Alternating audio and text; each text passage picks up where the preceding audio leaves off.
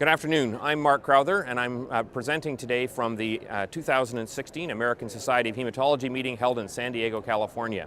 Today I'm presenting the results of our various analyses on reversing direct oral anticoagulants, and I'm presenting on behalf of many individuals who've participated in the various projects that I'm going to be talking about today.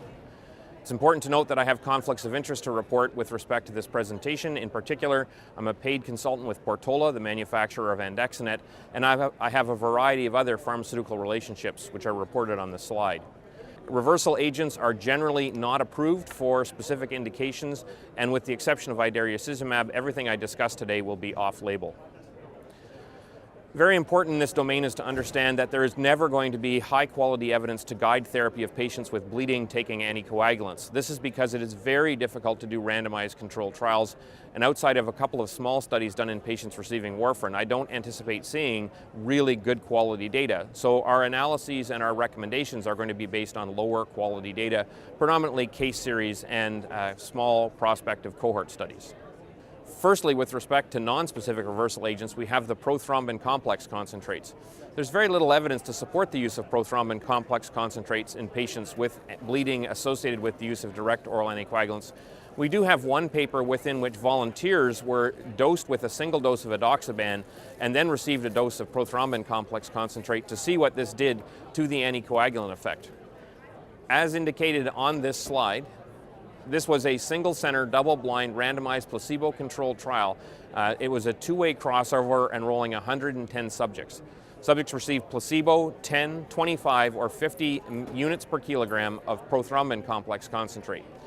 The graph demonstrates the primary results of this study. On the right-hand side, we have the 10 units per kilogram dosing, which, as you can see, failed to restore hemostasis in any of the volunteers when subjected to punch biopsy. Similar results were obtained with the 25 unit per kilo. With the 50 unit per kilo, we see a normalization of the bleeding parameters, and although these results were not statistically significant, it does suggest that 50 units per kilo of PCC may be an effective strategy to ameliorate the bleeding risk associated with the direct oral anticoagulant edoxaban. However, it's important to note these results were not statistically significant and were seen in a highly contrived model. There's very little data to support their use in actual real-world bleeding patients. Another agent which is widely used or considered is activated prothrombin complex concentrate, or FIBA. Data to support this comes from a highly contrived pig model of polytrauma, and I won't go into detail to explain this to you, but I would refer you to the paper if you need additional information.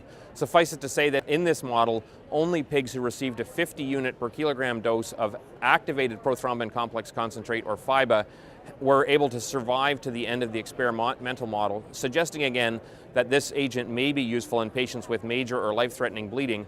However, this really again is limited to an animal model. There's very little human clinical data. Moving on quickly to tailored reversal agents, we're now entering the era of tailored reversal agents. Idarucizumab is a specific reversal agent for Dabigatran and the first specific reversal agent approved.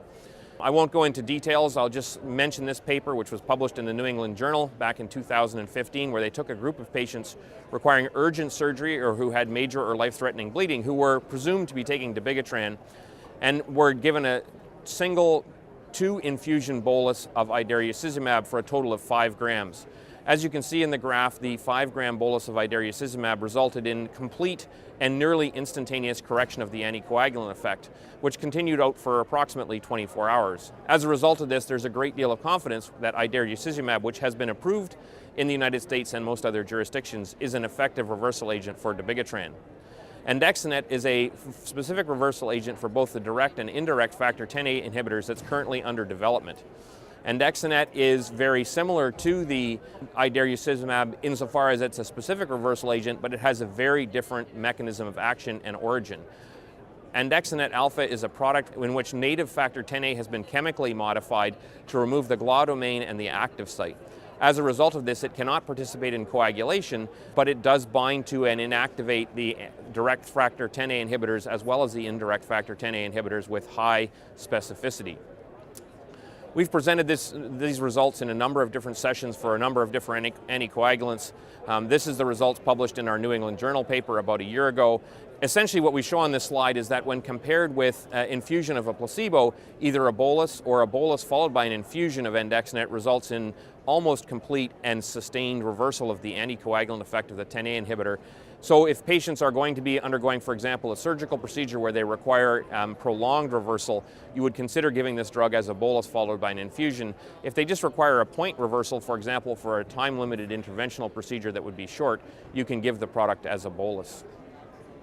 We reported in the summer of 2016 as a result of our prospective cohort study of the use of Andexanet in actively bleeding patients.